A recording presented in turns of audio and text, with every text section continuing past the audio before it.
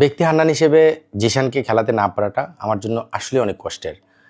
কারণ আপনারা যতটা খারাপ লেগেছে বা কষ্ট পেয়েছেন যে জিশানকে কেন ম্যাচ খেলাচ্ছি না, আমি যদি কোচের বাইরে থেকে নিজেকে চিন্তা করি যে একজন বাইরের মানুষ, এই টিমের মেম্বার না বা কোচ না, তখন হয়তো জিশানকে না খেলানোর যে কষ্টটা আমিও সমানভাবে আপনাদের মতো করেই পেতাম।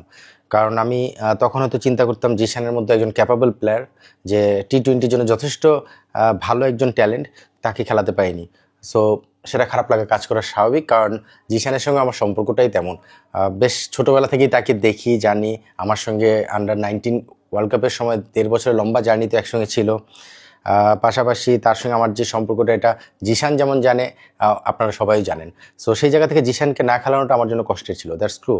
বাট যখনই আমি একজন কোচ, তখন কিন্তু আমি স্বাভাবিকভাবে টিমের জায়গাটাতে সবসময় প্রায়োরিটি দিতে হয়। এবং এটা হয়তো আপনারা অনেকেই জানেন যে আমি আমার এই জায়গাটা অন্তত কখনো কম্প্রোমাইজ করি না। যে আমি যখন টিমের যে দায়িত্বটা থাকে, সেই দায়িত্বটা পুরোপুরি অনেস্টির সঙ্গে করার চেষ্টা করি। সো কোচ হিসেবে স্বাভাবিকভাবে সেই কাজটাই করেছি, যেটা মনে হয়েছে টিমের জন্য বেটার এবং টিমের জন্য দরকার। আপনি যদি দেখেন আমাদের টিম কম্বিনেশনের রাইট হ্যান্ড লেফট হ্যান্ড ওপেনিংয়ে সেই অপশনটা আমরা প্রায় ইউজ করেছি বা পুরো টুর্নামেন্ট জুড়ে ইউজ করেছি, যেটা হলো তামিম লেফট হ্যান্ড এবং রাইট হ্যান্ডে ফারহান, ওয়াসিম, দেন ফারহান এগেন।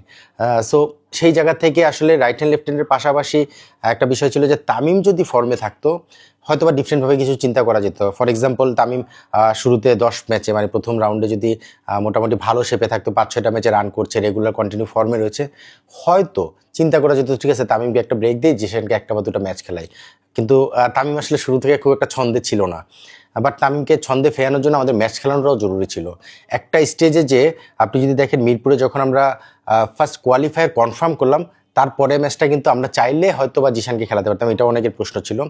সেই ম্যাচটা আবার জিশানকে খেলানোর ব্যাপারে চিন্তা যে করিনি তা না, কিন্তু কেন করিনি, বিকজ তামিমও কিন্তু খুব একটা ফর্মে ছিল না। তামিম এমন একজন প্লেয়ার যে ফর্মে ফিরলে ডিফারেন্ট একটা সিনারিও করে দিতে পারে। তামিম যদি একটা ম্যাচে ব্যাটিং করে, সেই ম্যাচটা থেকে যদি কনফিডেন্স নেয়, পরের ম্যাচে সেটার ইম্প্যাক্ট রাখবে, এটা আমাদের বিশ্বাস ছিল। আর ওই যে কোয়ালিফাই কনফার্ম করার পরে যে একটা ম্যাচ ছিল, সেই ম্যাচটাতে আমরা তামিমকে এই জন্য খেলিয়েছি কারণ তামিম মিরপুরের উইকেটে যে নতুন উইকেটটা তৈরি হয়েছে, সেখানে ম্যাচ খুব বেশি খেলেনি। সো যদি ওই উইকেটটা খেলে নিজের কনফিডেন্সটা বিল্ড করতে পারে, হয়তো বা ফাইনালে যে সেটা কাজে লাগবে।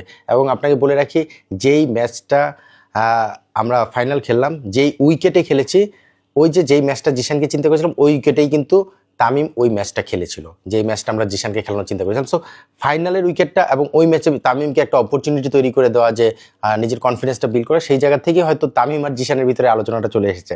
আর বিদেশি প্লেয়ার একজন ওপেন করেছে, সেটা আপনারা জানেন, ফারহান এবং ওয়াসিম, যেখানে আমাদের ওই অপশনটাকে আমরা ইউজ করতে চেয়েছি, কারণ বিদেশি প্লেয়াররা যখন খেলে তখন কিন্তু অপোনেন্ট টিম বা স্ট্র্যাটেজিতে ডিফারেন্টভাবে চিন্তা করতে হয়। তো সেই জায়গা থেকে আনফর্চুনেটলি জিশানকে আমরা খেলাতে পারিনি। বাট আমি শিওর জিশান সেটা পজিটিভলি নিয়েছে, বিকজ জিশানের সঙ্গে আমরা রেগুলার কমিউনিকেশন করেছি, শেয়ার করেছি আমাদের থট, টিমের থট। এবং জিশানের আপনি যদি উচ্ছ্বাসগুলো দেখেন আফটার দ্য চ্যাম্পিয়নশিপ, সে যেভাবে উপভোগ করেছে, উচ্ছ্বাস করেছে, সেটাতে আপনারা ধরে নিতে পারেন যে জিশান একদমই মন খারাপ করেনি, বিকজ সে জানে যে আসলে তার কেন খেলার সুযোগটা আসেনি। এবং সবশেষে একটা কথা বলতে চাই, অনেক সময় এটা হয়তো আপনারা কীভাবে নেবেন আমি জানি না, অনেক সময় কিছু টিমে না খেলেও কিন্তু অনেক কিছু জেতা যায়, অনেক কিছু শেখা যায়। সেটা কিন্তু এবার জিশান পেয়েছে, যেটা গত বছর একটা টিমে হয়তো রেগুলার ম্যাচ খেলেও অর্জন করতে পারেনি।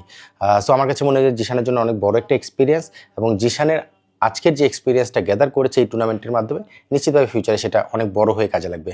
জিশানের জন্য সবসময় আমার শুভকামনা তো আছেই, থাকবে, এবং আপনাদের কাছেও বলবো জিশানের জন্য আপনারা দোয়া করবেন।